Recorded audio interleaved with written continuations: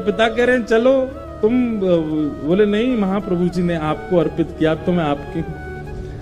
जयदेव महाप्रभु बोले छोड़ जाओ इनको, 2-3 दिन हमारी दिनचर्या देखेंगे खुद ही भाग जाएंगी ये।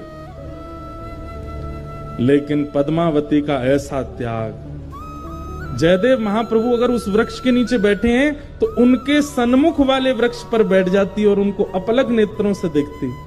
जैसी दिनचर्या, अब भाई वन में रहते हैं, वन में सांप भी है, बिच्छू भी है, कातर भी है, ना जाने कितने सारे जीव आ जाते हैं, लेकिन सब स्थितियों में बिल्कुल अनुकूल रह करके अपने श्री जयदेव जी को देखती रहती।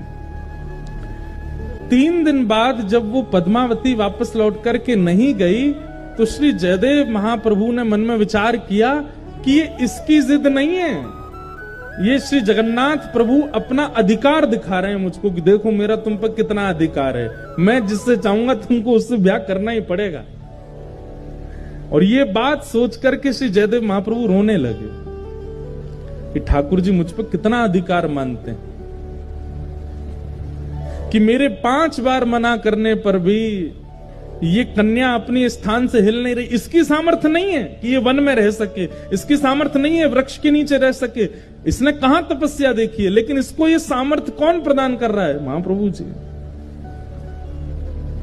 जयदेव महाप्रभु ने जब इसको अधिकार माना कि ये जगन्नाथ जी का अधिकार है मेरे ऊपर, और अधिकार मान करके पद्मावती से कहा मैं तुम्हारा वर्ण करूंगा चलो, और तब पद्मावती से ब्याह किया और गांव के बाहर ही एक झोंपड़ी बना करके अपनी पत्नी के साथ जयदेव महाप्रभु रहते थे।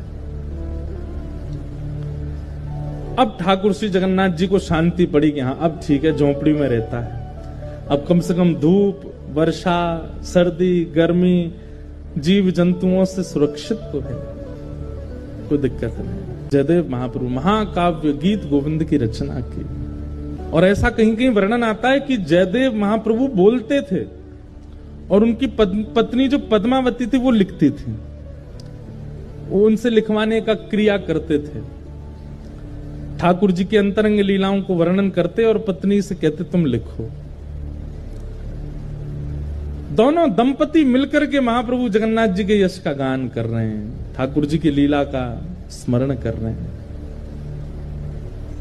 एक बार जयदेव महाप्रभु नेत्र बंद करके चिंतन कर रहे हैं, और चिंतन करते करते उनको दृश्य क्या दिखा कि ठाकुर जी ने देखा किशोरी जी थकी हारी बैठी हैं एक शिला पर, और तुरंत ठाकुर जी सोचते हैं आज अच्छा समय है, किशोरी जी के दोनों चरण उठा करके अपने श्री मस्तक पर रख लूं। जयदेव